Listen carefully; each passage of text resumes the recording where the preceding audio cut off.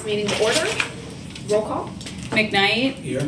Myers. Here. Roa. Here. Vogel. Here. Kinder. Here. Pledge of Allegiance.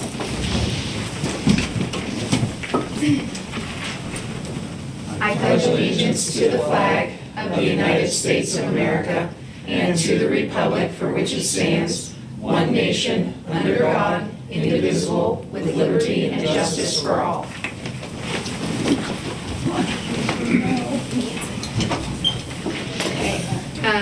Notice of executive session meetings. Executive session was held today at 5:30 for the purpose of legal advice. Approval of minutes, July 15th, 2020. I'm sorry, Mayor, can you go back to public comment? Oh, I'm sorry. That's Yeah, okay. yeah. I know that you were removing part of that, but we do have. I've got my glasses on, I can't see what I'm reading. Yes, sorry. Public comment on agenda items. Yes, I have Miss Celia Caldwell concerning the speed limit. So Celia, you're welcome to speak. I'm in favor of lowering the speed limit to city streets to 25 miles an hour, but most importantly, Washington Street needs monitored for speed and safety, and there should be signs for pedestrian crossing and children at play, and so forth, because it is dangerous with people. Thank you, Celia. Thank you for coming. And I also have Mike Wood concerning parking. Mike? Hi, everybody. Haven't seen you for a while. I can reopen that for airflow in a minute here, but we haven't talked about the parking thing for a little bit. I haven't been able to get here for a few weeks. I understand there's going to be some discussion on it again this evening. I've had some fairly spirited conversations with some of you guys, a little debate kind of thing for months now as this thing has drug out. I don't doubt for a second that you guys are trying to do the right thing for the city of Meadville. I think your heart's in the right place, but I couldn't disagree with you more strongly on how the parking for the city of Meadville is being handled. As a business owner and someone who has now lived in the city for years and owned rental properties in the city and dealt with tenants having parking issues and things like that, this is not going in a good direction. I don't know exactly what the census numbers are, but from what I'm told, the population of Meadville has gone down quite a bit. And I sit in my shop every day and I see the traffic that goes by. And I know you did some studies and things, Pete, that, about parking and how traffic is going. But I can tell you from being in the same place for almost 18 years now, the traffic isn't as heavy as it used to be. It's not what it was 18 years ago when I started business in Meadville. We're chasing people away. The whole dynamic of shopping has changed. Not only over the last 20 years has, across Mock Bridge, if you go into, what's the township? Vernon Township, thank you. If you go into Vernon Township, that has boomed. It has grown by leaps and bounds. Businesses are picking up out there. And we're still here in Meadville trying to draw people to Meadville to do business. Nothing against Vernon Township. I go there myself sometimes, but there are competition. They're taking customers away from the businesses in Meadville. So the answer to competition isn't to raise prices. The answer to competition isn't to punish the people that are still coming into town to do business with you. So not only do we have Vernon Township and the new businesses out there, but most people just sit in their living rooms on their computers and order what they want online and have it shipped to them. Amazon and a lot of the other things that go on out there in the web or on the marketplace have changed people's shopping habits too. They're not coming out of their homes to come and do their shopping. So you want to raise rates on parking meters. We've got fines now for $10 that if somebody overstays their 30-minute quarter, they're going to have another $10 coming out of their pocket. You don't punish people for coming into town to do business. So that's enough on the parking meters. Now let's talk about the parking permits.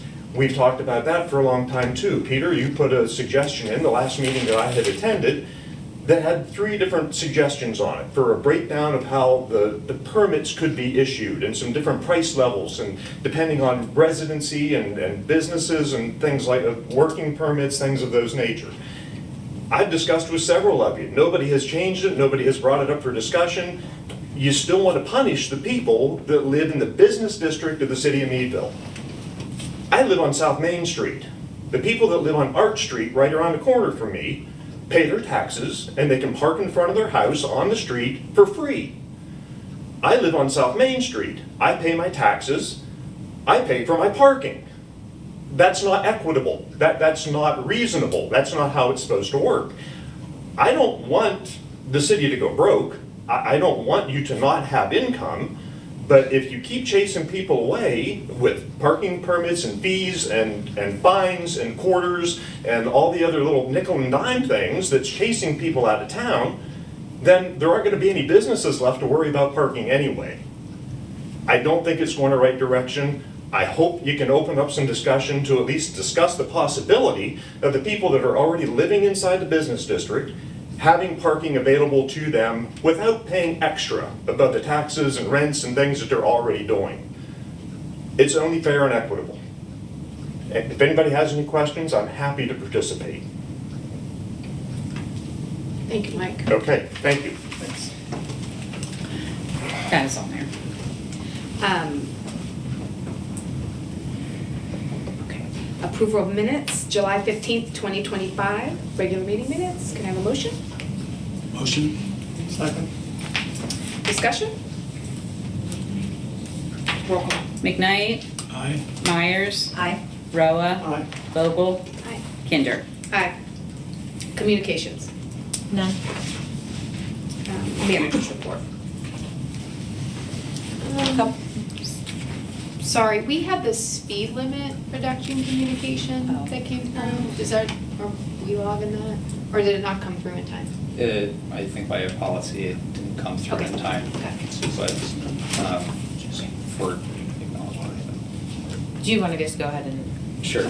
No, we just got a communication to council that came in, I believe, this morning from a resident, Peter Oven, who, in addition to the streets that were enumerated in their packets, also recommended lowering the speed limit to 25 miles per hour on Meadville section of, on Rogers Ferry Road in the 5th Ward and on Mercer Street. Those two streets were not included in the original list of streets to reduce.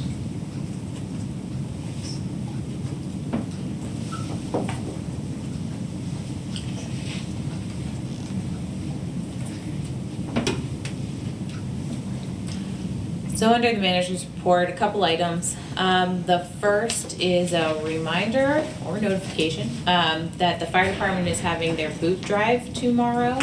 This is a fundraiser to benefit the Special Olympics of Crawford County. So if you see them standing in front of the fire station tomorrow, they'll be out there all day. Feel free to swing in and donate if you're able. On another fundraiser note, we received notice yesterday that the Meadville Central Fire Station has been selected by the local McDonald's to be the recipients of their 9/11 digital fundraiser. So on September 11th, all 10% of all orders placed on the McDonald's mobile app will go to the Meadville Fire Department.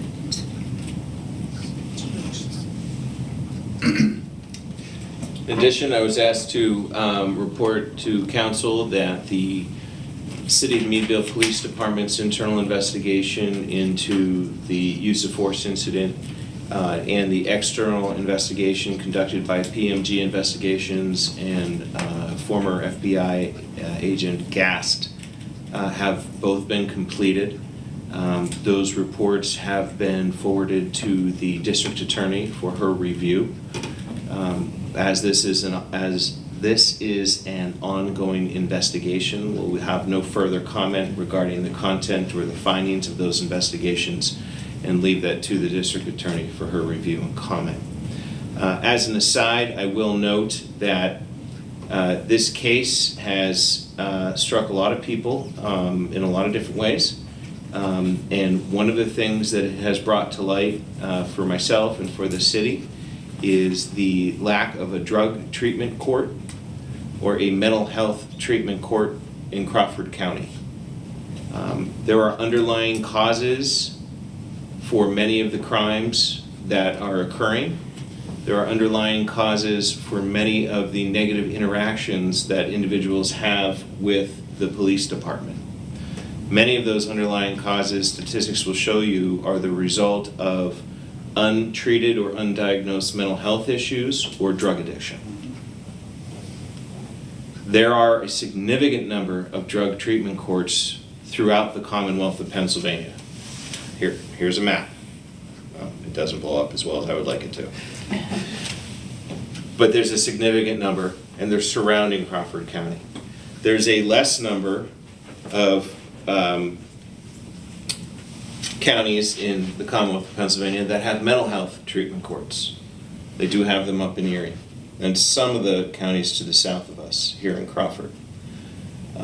These courts generally would identify whether a nonviolent offender has engaged in an action as a result of their mental health issues or as a result of their drug addiction, and then assign treatment rather than punishment for the underlying action. And then should you complete the treatment, oftentimes the charges would be mitigated. So it's actually resolving the issue as opposed to just punishing it and kicking the can down the road. In the particular case that's been under review, it's been reported that there's been a series of arrests in interactions with the police. It's been reported that there's been substance issues involved in the various interactions with the police. So I'm not giving out any new information because it's come directly from the paper and other news stations. However, I'm sitting here as a citizen of the Commonwealth of Pennsylvania and your solicitor, and I'm saying that had the county had effective drug treatment courts and mental health treatment courts, possibly we never would have gotten into this situation.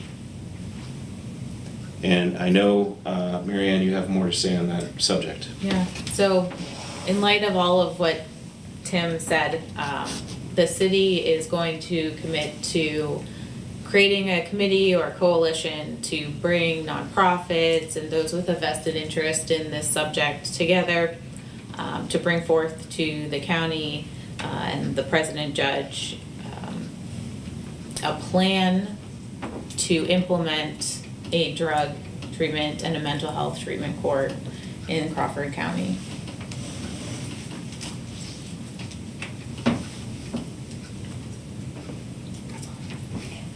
So do you have any questions? Did you want to add anything, Jamie, just in terms of conversations you have? Obviously I've had conversations with nonprofits and you know, people would like to see something like this implemented. I think that it's long overdue, and I'm happy to be part of the people convening the meetings and seeing if we can get treatment for people who need it, right?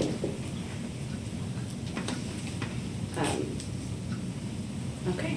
The implementation would be at the county level or in the judicial system itself. It's not something for local municipalities. That's a very good point. It's a program that would be created by the president judge of the county court in conjunction with the county commissioners providing the funding for it. There are models for how this is to be done through the AOPC, which is the overarching court system in the Commonwealth of Pennsylvania, and a significant amount of information available online. But yes, it is not a city-run initiative. It is not a local municipal-run initiative. It is a county initiative. Thank you for clearing that up, Jim. So really what we're saying is that we have a duty to make sure that Meadville is working for everybody that lives here, right? And so convening, talking to, and helping to plan something like this is in the best interest of everyone here. And that's what we're talking about. We're not talking about being No implementation on right. We don't have that, but we have to make sure that Meadville is is doing the best we can for the people who live here. And the failure to address those issues, the failure to address the mental health, the failure to address the drug addiction, which, anecdotal evidence shows that it's just getting worse and worse with every year, is only going to lead to an increase in the negative interactions with the police, who are really charged with keeping as many people safe as possible, all residents safe.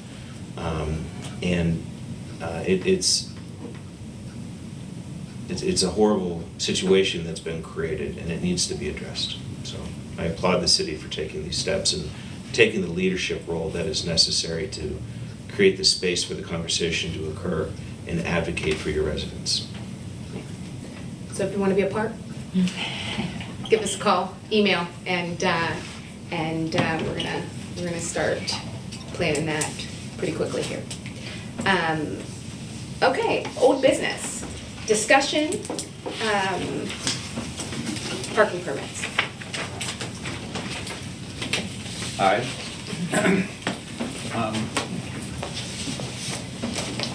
For some background, for all intents and purposes, the only type of publicly available permit downtown is a reserved permit, whether in a surface lot or in the parking garage, which dedicates a designated space to a user at the exclusion of other people who might be looking for available parking.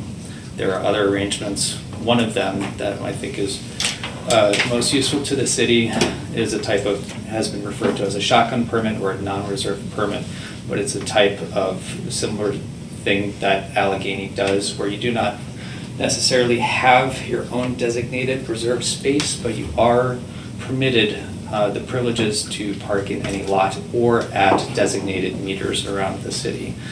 That way, leaseholders can share available spots rather than having a spot that is exclusive to them without allowing anybody else into it. That way, we find that we can maximize the utility of the parking that we have available. I am asking council to approve staff to draft an ordinance that creates non-reserved or shotgun parking permits, to convert most reserved permits in the parking garage, Robert Smith Lot, and Park Avenue Central Lot to these non-reserved permits that can be used in those lots and at meters around Diamond Park and South Main Street.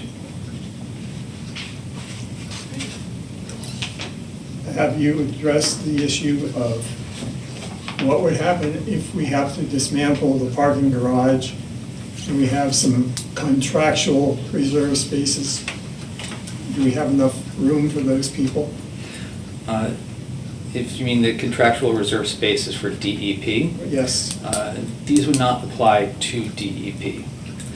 These would be the ones publicly available to all.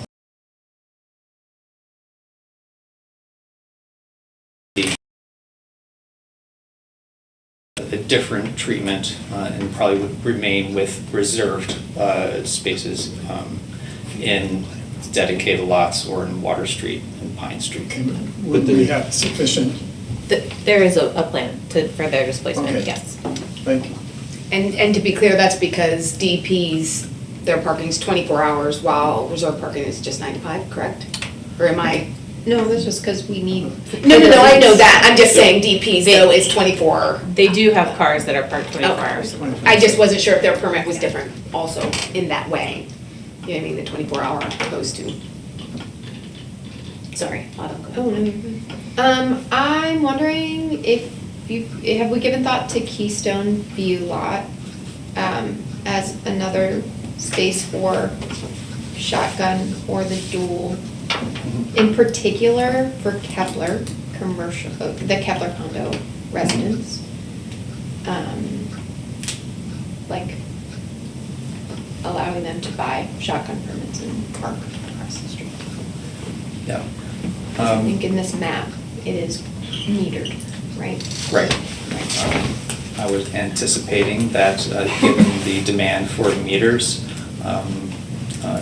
Market Street and around the Market House at peak times, that upon the closure of metered spaces within the Market Square garage, those could possibly be accommodated by converting the 6 reserve spaces in Keystone.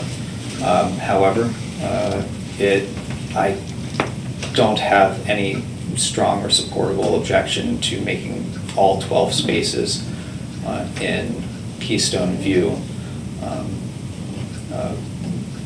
permit for Kepler residents. Or like with the Diamond, right, the Diamond and South Main are proposed to be, are they like dual? Yes. So there's both a meter, but you could also use your permit. Yes. You could use the shotgun permit to park Correct. there. The permit would absolve you of feeding the meter and paying attention to the time limit. And the shotgun permits would be available to anyone who wants them? You need to have a limited quantity on them. Converting them, most of the reserve permits to shotgun permits will probably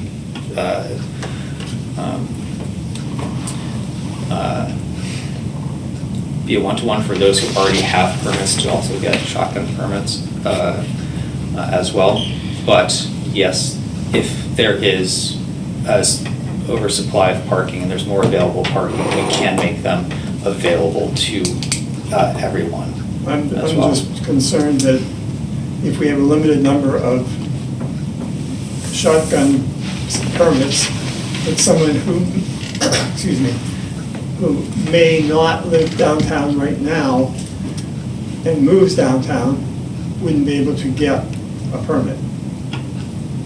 And I just want to make sure there's a mechanism to cover those instances, because there's a transient population and that could happen. Right, sure.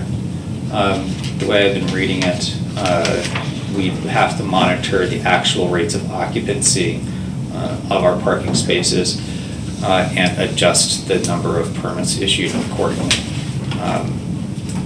We guarantee that someone would be denied the permit, but there does need to be a limit, because at some point it would be unfair to try to oversell permits, and when there's no available occupancy for a permit for a leaseholder to actually use it, that one could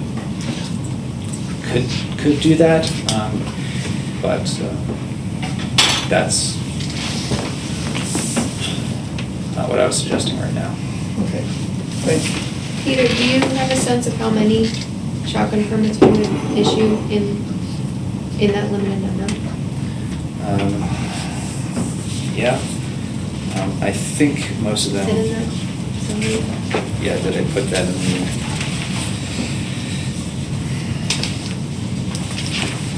It would be most of the 200 plus reserved permits that we already issued for non-DEP reserved parking. So that's the limited number, is Yes. 200 plus. Yes. Forgive my memory for not having that on the tip of my tongue. And then, I mean, the other thing I wanted to maybe bring up to the rest of council, I think the way it's proposed to us is that we keep those permits at the $50 a month rate. It's my understanding those are the shotgun permits. And I guess I'm just wondering, like, there is a difference in value to having a guaranteed spot that is yours versus Erie has its just stuff. open, yeah, Yeah. kind of like an open call, Yeah. right? And so I guess I just wonder what we think about differentiating the costs between the, I've supported that for a long time. I think that a reserved spot is worth more. than And we than have the to charge shotgun. it on some kind of. And the reserve spot right now is 48, 50? It's 50 for surface lots and 60 in the garage. Because it's covered. Yes. Yeah. So part of that's. Lose all those, so it's for us to not lose them. Yeah. So the costs are not specified. That was my recommendation, 50 as a one-to-one conversion of one type of permit for the other, and in consideration of the parking costs that we still are on the hook for, and which for the past many decades has relied on permit revenues and fees rather than taxes to pay for all parking costs within the parking fund. I do understand that there is a drop in value, value of the convenience of reserved versus unreserved. Unfortunately, we're probably gonna also be looking at more scarce parking, and scarcity also makes things more valuable. So as a suggestion, just a one-to-one conversion of those, but think that between us and staff, we're also open to pricing that includes resident discount. If I could just suggest that when you prepare the ordinance, the draft ordinance, that you set the prices via resolution Yes. of the council, so I mean, it's two separate things. The ordinance can be created, and then we can still debate prices and change them as we deem necessary. Yeah. And so right now you were asking Your consent to council prepare that to ordinance. charge staff with Yeah. preparing that ordinance, And which in is this way. separate from the resolution that would set the price. Yep. For And the ordinance, sorry, the ordinance sets the zones? The that we're- structure. So Yep. where the, okay, Yep. sorry, go ahead. Thank you. For the record, you, Mary Ann, and April prepared a document. And so I'd like to have it noted in the record that the parking fund does not make a profit. We're not raising fees and adding money to meters to make a profit. We're basically break even at best, if not running a deficit. Is that an accurate statement? Yes. Yeah. The way that the parking fund has the revenues fluctuate over time, the fund for the past decade plus has on average operated at a net deficit. Yeah, so unfortunately, a lot of the pricing is and fees is to catch up to costs that we've already incurred and to preempt costs that we will incur. No profit. Thanks. So now we're looking for a consensus To prepare an ordinance that reflects these zones for. Correct. Do we need a motion or consensus for that? Either works. I consent. I get that. I mean, I do want the consideration of the Keystone, maybe we can tease that out a little more, the Keystone View lot. Yeah. I guess the ordinance would be drafted, and then I think in this summary, there was conversation of facilitated discussion with Kepler residents or something, so if that could inform the. How difficult would it be to post this on the website so that people, instead of hearing it, this is going to be dual metered and permit, that they can look and say, oh, yeah. Yeah, that's a rough and ready one, if I can set aside perfectionism and, We know Yeah, how get easy to something. do that. yeah, and get something up that shouldn't be that difficult. Thank you. No promise how pretty it is.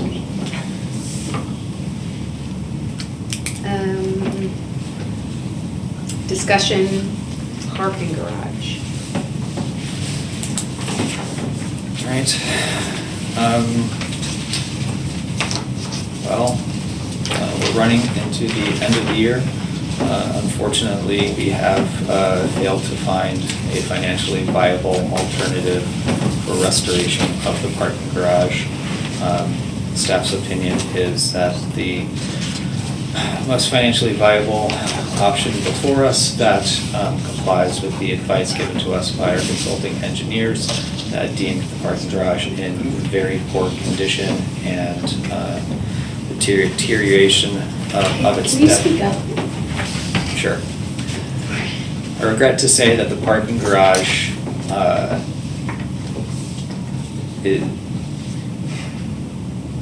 staff is recommending you consent to us preparing for the closure of the parking garage by the end of this year, expected December 1st, and to consent to us to prepare a project for its demolition and eventual replacement with a surface lot. Do I capture that correctly? We have failed to find outside revenues and any support that would make repairing the parking garage financially viable. That is in the absence of extremely, my word, extremely steep increases to taxes or insupportably and incomparably high rates to our parking leases. Given the situation with the financing of parking and the debts that we already have and the debts that we will incur, staff's opinion is to cut costs. Regardless, even if there were to be a repair, all options point to that the parking garage needing to be closed for upwards of 1.5 years, which makes reopening the garage at a repair state even less viable. So frankly, we're painted into a corner on this one. And again, the document that the three of you prepared lays out very clearly the costs. For example, if we went through and had continuous repair, we'd need to be charging about $279 a month per space in today's dollars. Compared to demo and ground level intact, $21 a month. Do I have that right, Peter? Yes, I apologize for the clarity. That's what we would need to increase everybody's rate to in order to subsidize the parking garage. Yeah. Everybody's rate. Everybody's rate by. All reservation. All reservations. fee Oh, even per open person. Even open. reservations. Oh, boy. Yeah, That's so even worse. if you look at the line that says non-DEP garage only fee hike, that's where you see the plus $710 per month. That is because the continuous repair option that has stage repairs has a sticker price of $6,900,000.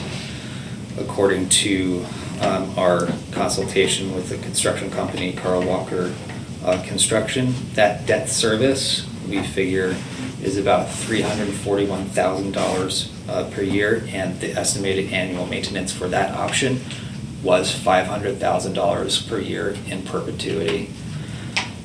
These again, only estimates, but the way we figure it at a millage rate of 1 mil is $143,000. We wouldn't be able to do that option without an excessive tax increase or an excessive fee increase. Both of those not viable.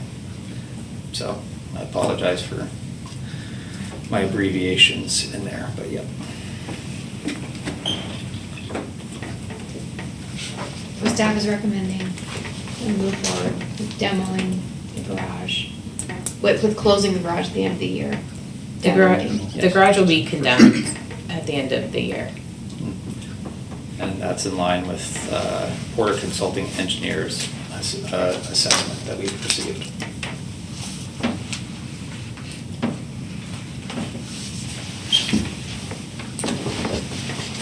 So you're looking for a consensus of us saying, To move forward with putting together the bid documents, and things like that for demolition, and a plan for the demolition, And new surface lot. and new surface lot. The hospice, was that the continuous repair option? Like CWC? No, the hospice repair option needed to have been implemented. Already happened, that was like $600,000, and was it just because we didn't move? on doing that? That it's no longer on the table, or why? Yeah, yes. Where did that go? Yep. Yeah, So furthermore. what would have, like, I feel like it didn't come, was it, like, why didn't we do that?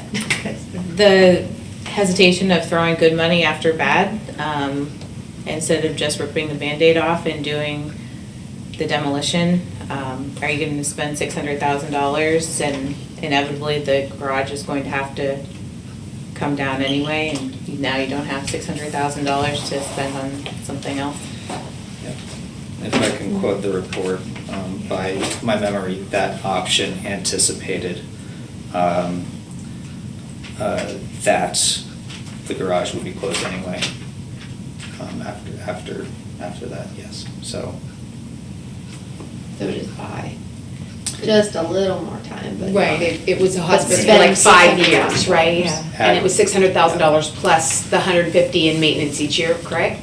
Or something of that nature? It was, yes, some additional maintenance. Yeah, it was Each year. an immediate $88,000, then another $300,000 package, and then I believe $72,000 for each of the years, between 3 and 5 years, to keep it in repair, which is, even the debt service on that is more than we get on the revenues. Even that would be more than the revenues that we get from the garage, and it would need to be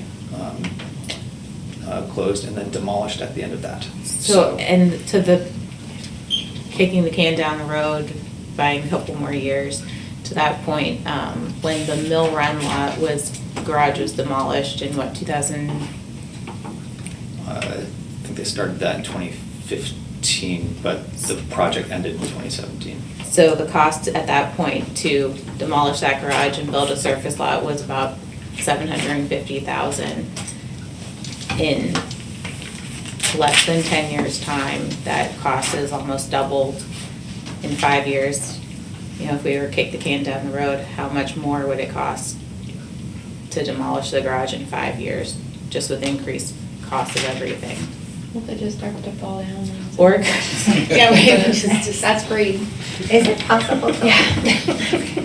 To like keep it open as long as possible until like they're ready to, no, okay. Well, and we were gonna have to close it down Enter anyway your for a period of rules. time, even for the hospice, wasn't it? Correct. It had to be closed for a year or something for the hospice to even start that up also, and that was one of the other things. If it's gonna be closed, we're gonna get it for 5 years, the price goes up, we're still spending $600,000.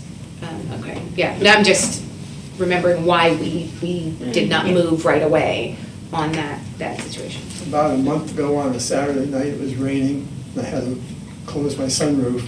So I went inside, there's a video of water Let the record show. pouring down the first level, Yeah, being diverted from a car roof by plastic tarp, and even coming up through, and you usually don't have water coming up through the floor drain at that elevation. You might have it down by but DeArmond Park because Sure. it's in floodplain. Sure. So again, you're just looking for our consensus to start building that, Yeah, To take it. and if I could just point out too, one thing, that because of the engineer's report, they had predicted that the garage would no longer be safe past December 1st. And so the condemnation of the garage and the closure is not up for a vote. It's not up for discussion. It's a must-do. It's a must, it's a shall do. So that's not a decision that's being asked of the council, that is being forced upon you as a result of the circumstances. Sure. So the question is, do you want to go for the tax increase and build a brand-new garage and have a garage mahal? Or do we tear it down at a, $1.5 million estimate and put a new surface lot in and then, live to fight another day? doesn't sound like much of a choice at all. Yeah. Unfortunately, it's not. and also for the record, when it says condemned for safety reasons, it's not that the garage is going to collapse on anybody. Yeah. It's just that the concrete is crumbling, it's already mostly gravel. And we can't guarantee that you won't have bits of concrete, chunks of concrete falling. That is why it's being condemned, not that the whole Thank thing you. would collapse. Yeah. And which will get worse in winter conditions. That's an important clarification, thank you. Yeah, real. Yes.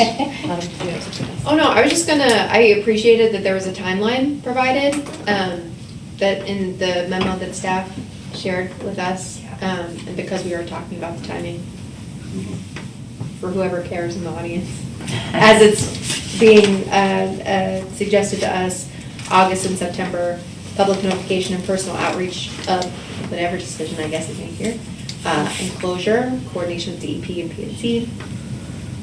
September, November, execute conversion of leases to shotgun surface parking, which is the discussion we just had. Arrange and execute any additional private parking leases to accommodate DEP. End of November, close the garage to public use. October through December, prepare the bid for demo.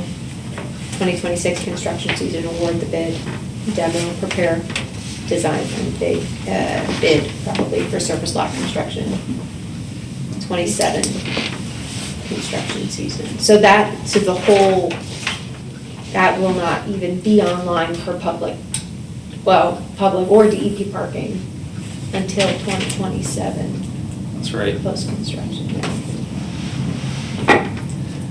And we think the shotgun parking is the interim, is what we do for giving people places to park for 2 years, or?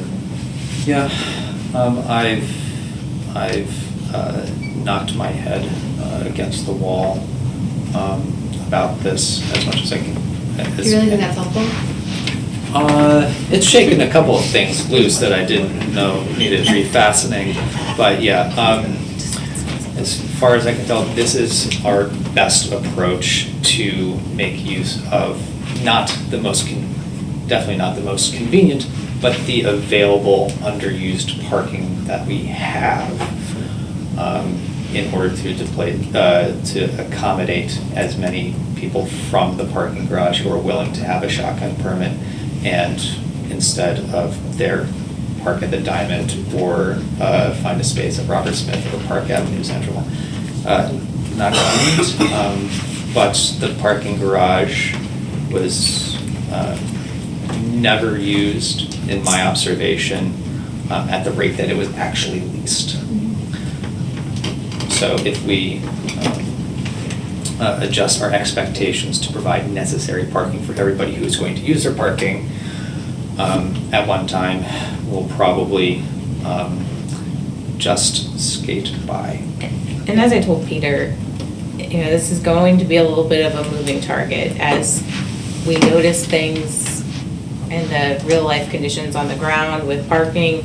We are going to have to change and add maybe some additional permits and respond in real time. But I think Peter's aware that we have to be responsive, and he's looking to be responsive to what he's seeing and while he's monitoring the parking situation.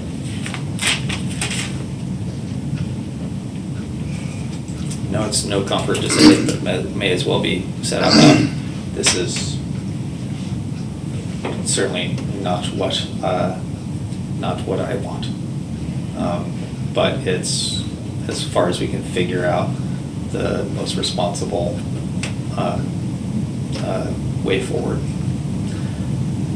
And if it helps for the record, also in 2018 is when then council had made a decision to pursue controlled deterioration of the garage for its eventual closure and demolition anyway. I really regret that the timeline has moved up.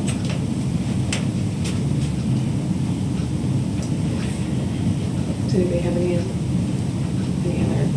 I think we move forward. Some No other choice. thoughts. Right, we have no choice, really.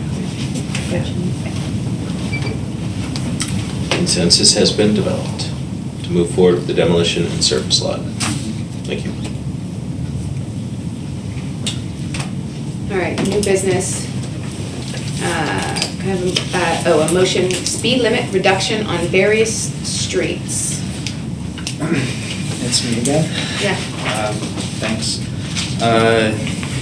So we had planned for, have this discussion to reduce, to set a default for most speed limits in the city to 25 miles per hour, given the residential nature of most streets and state law generally requiring the default speed limit for residential areas to be 25 miles per hour until proved differently. An engineering and traffic study. I have a revised list of streets to which I think that would apply, because many of the streets, several of the streets that we have looked at are also shared responsibility between Westmead Township and Vernon Township. So because I know we wanted to keep things simple by having the default, as long as our code right now simply references that our default speed limits would be those that the state law says they are, to expediently move on the streets with the reduced speed limits, just ask for your motion to that. Those streets would be Lincoln Avenue, Terrace Street, South Main Street, through Diamond Park through to North Main Street, Randolph Street, Limber Road from North Main Street to the city limits, Grove Street, Arch Street, Pine Street, and Azalea Street. All of those do have postings in place at 35 miles per hour right now.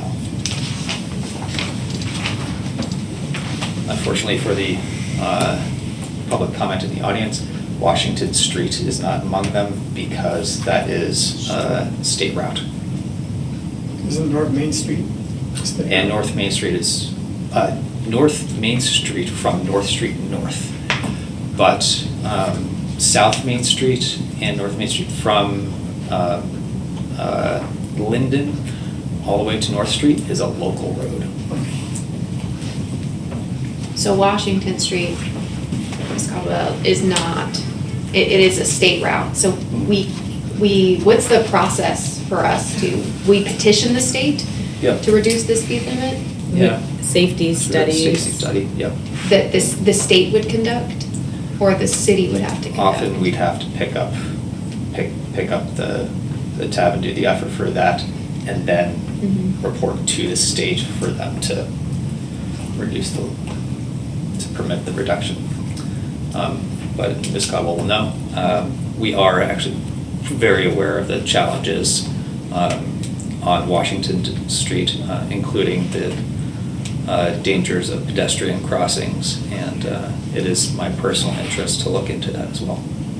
And that's where there's the active transportation plan Yes. laid out.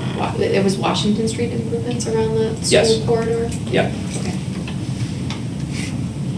So, still on our minds, that the state controls the speed limit is what it sounds like is the upshot. Yeah. The state, man, yeah. Can I have a motion to reduce for the reduction on various streets? Motion. Second? Discussion? Sorry, can I also, what's the staff, who's talking to other municipalities like Vernon, Westmead? Oh, for the other- To move those forward, the ones that are in our control, but share a border. Sure, because I had not considered Rogers Ferry Road, although our public comment that we got in does make a good point of it. If you want to consent to me reaching out to Vernon Township about that. That section of Rogers Ferry Road doesn't have clear postings. Otherwise, I'm in communication with the Secretary of Westmead Township, and hopefully we'll be able to approach their supervisors to see if we can work something out. And then on our end, we would update our ordinance to add those roads once the relevant municipality has said, that they will also recognize that if that happens. Yeah. All right, roll call. McKnight, Aye. Myers, Aye. Roa, Aye. Vogel, Aye. Kinder. Aye. Motion subdivision approval for plat and survey parcel consolidation lands, common routes. With my apologies, I left that plat upstairs in my office. But you've gotten the application form and a copy of that plat in your packet. I hope it's very simple. It's a 2 lots on Water Street, one formerly where 787 Water Street was and is demolished across from Park Street. They are both small lots. One of them has an existing building on it. One of the lots also has less than the required frontage of zoning at where it meets with the street. The request is to approve combining these 2 smaller lots into one larger lot. Because it improves most things, it's very simple. The Planning Commission at its last meeting recommended that council give it final approval as submitted. I'll make that motion. Second? Discussion? Roll call. McKnight, Aye. Myers, Aye. Roa, Aye. Vogel, Aye. Kinder. Aye. Resolution ratifies submission, CFA multimodal application. So this is an ask to ratify the submission to the Commonwealth Financing Agency's multimodal transportation grant for safety upgrades to Diamond Park. These include electrical and lighting improvements, utility service connections, CATA bus stop improvements, site amenities, and pedestrian crosswalk improvements. There's no match required for this grant. This is our 3rd time submitting to the CFA for this grant. So fingers crossed that it, 3rd time's a charm.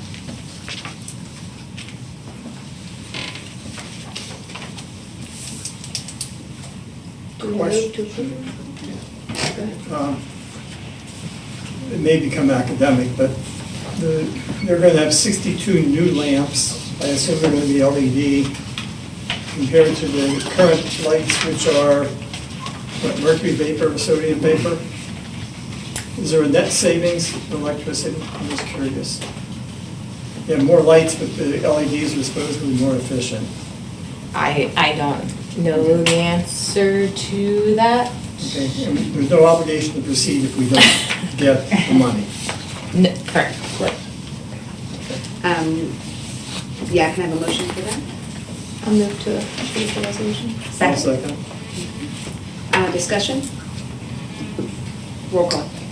A resolution of the Council of the City of Meadville ratifying submission of an application to the Pennsylvania Commonwealth Financing Authority Multimodal Transportation Fund Grant Program in the amount of $1,581,380. McKnight, Aye. Myers, Aye. Roa, Aye. Vogel, Aye. Kinder. Aye. Resolution authorized signatures, CDBG, Citizens Participation Plan. As part of submitting the annual CDBG application to DCD, the state asks each municipality to submit a citizens participation plan. Because the city isn't on behalf of with the county, the city submits a joint participation plan which encompasses the city, Vernon Township, and Titusville. The county has already approved this plan. Can I have a motion for this resolution? Authorized signatures? Motion. Second? Discussion? Does this differ from plans in the past? No. So this is a prospective, not retrospective. It would not apply to, say, a parcel of land that was acquired in whole or in part by CDBG funds in the past. Well, this is the citizen participation. That's, I think you're talking about the next, You're talking about the third disposition. position. Yeah. Roll call? A resolution of the Council of the City of Meadville authorizing signatures on a joint citizen participation plan for the Community Development Block Grant Program with Vernon Township, City of Titusville, and Crawford County. McKnight, Aye. Myers, Aye. Roa, Aye. Vogel, Aye. Kinder. Aye. Resolution authorized signatures, CDBG, real property disposition policy. So moved. Second.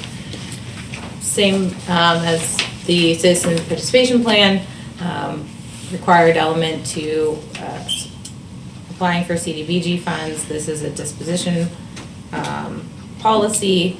Yes, Jim, to your answer. All future funding from the date this is signed, this would be applicable to, and then 5 years after closeout. Discussion, does anybody have any other questions? Does this differ? Have we had this in the past, or is this new? This is new. That's what I thought. Yeah. So can you talk about, like, what would have been different on that past project if we had this? I guess I don't really understand when this would kick in, so I'm kind of trying to understand, like, what it would look like. I think that it goes to if you have to sell the property after you acquire it with CDBG funds. There used to be very obscure rules, and it wasn't very consistent on how, what the interpretation of the CDBG guidelines were on disposition of property. So I think this just actually outlines and details what those expectations and in what circumstances and how long you have to hold the property until you are able to sell it. And do any of the projects in recent history, like, would they have been relevant? I'm trying to think if we, like, sold any, if we bought and sold. The property only with- one that comes to mind is behind Arby's. There was a house Yeah. that was demolished using CDBG funds. The RDA still owns that, because of the issue with how do you sell this property and what are the income limits of those you can sell the property to. And again, it was always very murky and nobody could give a straight answer, and things kept changing when you asked the state, depending on who you asked at the state. So I think this will help detail future projects, but that's the only one I can think of. With the Cinemet lot, another one, That was not CDBG funds. that was not CEB. No. Okay. So behind Arby's, it would, like, if the RDA was gonna sell that, they would have to, like, publicize that intent to sell. They, like, accept bids or something and have to give it to the highest, like, there has to be a competitive. And you have to process. sell it to an LMI eligible And entity or person, and they have to hold on to it for X number of years. And and again, it all just puts that information into one. Does the county help do this stuff? Yes. Great. Great, sounds good. All right, roll call. A resolution of the council of the city of Meadville authorizing signatures on the Crawford County Real Property Disposition Policy for the Community Development Block Grant Program with Vernon Township, City of Titusville, and Crawford County. McKnight, Aye. Myers, Aye. Roa, Aye. Vogel, Aye. Kinder. Aye. Resolution, award bid, and authorize signatures, Water Street Project. So if council recalls, there were 3 years of CDBG funds allocated to the Water Street project. The sewer authority is separately bidding and doing some sewer line improvements along the section of Water Street in front of the former Humphreys dry cleaning building. Then the city is going to allocate additional funding to have some sidewalks put in there, new mill and pave, curbing, some streetscape work done. That went out to bids. The bids were open on August 15th, last Friday. The city had initially allocated a little over $500,000 of CDBG funds to that project. XL Excavating came in at $343,490. So the recommendation is to award the Water Street project to XL. XL also did Heidi Cooper, so we are familiar with their work. Can I have a motion? So moved. Second. Discussion? Is that the total cost of the project, or we expect that there's other? That's the total cost of the project. The maximum change order that you can have is 15% under CDBG. So even at that, that puts it at what? Still a 20% savings. Yeah. Yeah. Sorry, can you like rephrase that or something? What are you saying? So like. So when, if maximum you, change order, what do you mean? under CDBG guidelines, if you wanted to add something to the project, you can only change it by 15% of the total bid awarded. So that means the maximum Okay. CDBG funds we could use on this project is around 300 and whatever, 90,000. Okay, so I guess so did we already reallocate CDBG? I guess what I'm saying is if we were thinking we would use $500,000 and we've got some left, can we do, streetscape, right, can we do some of that other? We haven't reallocated it yet. Okay, so We it wanted to get gets the bid reallocated awarded based first. But it is a discussion, it's about $150,000 or so that we can move around. We have to figure out timing, because this is 3 years of CDBG funds, you have 3 years typically to spend CDBG money.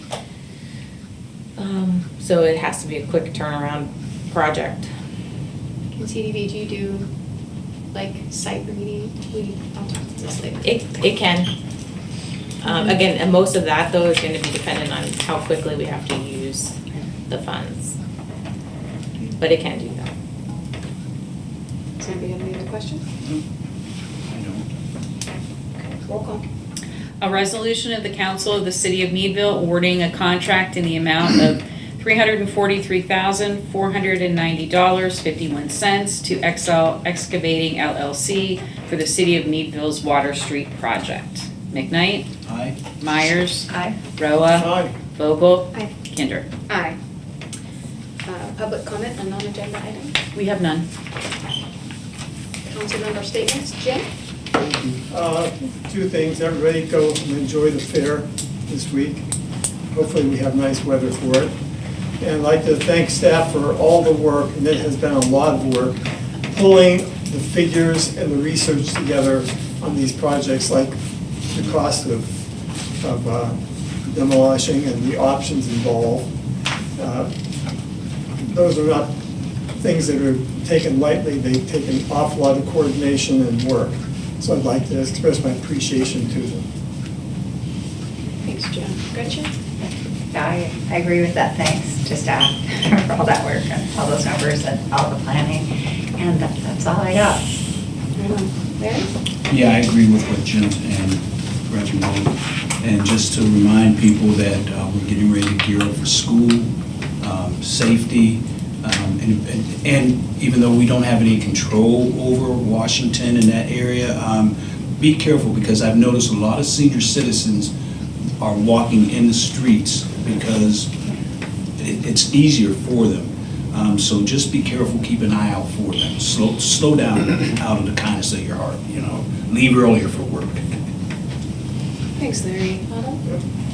Yeah, I reiterate, score Jim's thanks to staff. There's like a lot of just big stuff that we just have to deal with, like big infrastructure things that feel impossible to figure out and sort through and make you hit your head against a wall and crunch a lot of numbers. And then also big stuff, this ongoing investigation, right? Like things are hard here and in the world at large. And I am grateful that staff, that you all just kind of continue to show up here every day and like just keep trying and like deliver the best that we can for Meadville. I think, in particular, we talked about the move towards a drug court, a mental health court, to kind of address some of the crises that are facing us is brilliant. And like Marianne, for you to bring that to the table is huge. I'm very hopeful that we can make that happen. And just grateful to staff that you show up every day and people are mad and you just keep doing it. And it's like doing God's work. Thank you. We saw that, right? Like one way in which you showed up, National Night Out. It was really nice. It was a really good event. so many people there. I know staff worked really hard to put that together, and with the FOP and the firefighters union brought it too. Yeah. So it was great, and it was a beautiful kind of coming together of lots of people and organizations, and grateful to staff who did that well. Similar coming together and celebration will happen in a couple of weekends, but before our next meeting, Celebration Meadville on the Diamond, everybody's talking about it. I'm excited to go. It'll be a marathon of a day. And it's also Labor Day weekend, which is the day we celebrate organized labor and the hard work that people put in all the time to keep our economy running, our staff among them. And I am excited to think about the next iteration of our junior council person program. So I will connect with staff on as the school year starts. Maybe getting something stood up soon for that. Yeah, thank you for all your work all the time. Thanks, Autumn. Yeah, thanks, guys.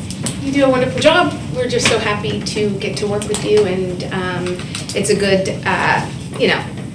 the city, the people who work at the city aren't the city, right? We're community members, and as we know, Meadville is a community that cares about each other, right? We care about our neighbors. And I think that shows, and it's an example held by the people who work here and work so very hard. I think that one thing that we had this past week was Crawford Gives, right? We got to come together as a community and give back to the nonprofits that work so very hard to create a community that works for everybody, right? And I think that it was a beautiful thing, but we do have to remember that they'll take donations all year long. So let's just put that out there, because some of them lost money, right? And some of the cuts and some of the pauses through the federal government and state, right? So if we can give, let's give.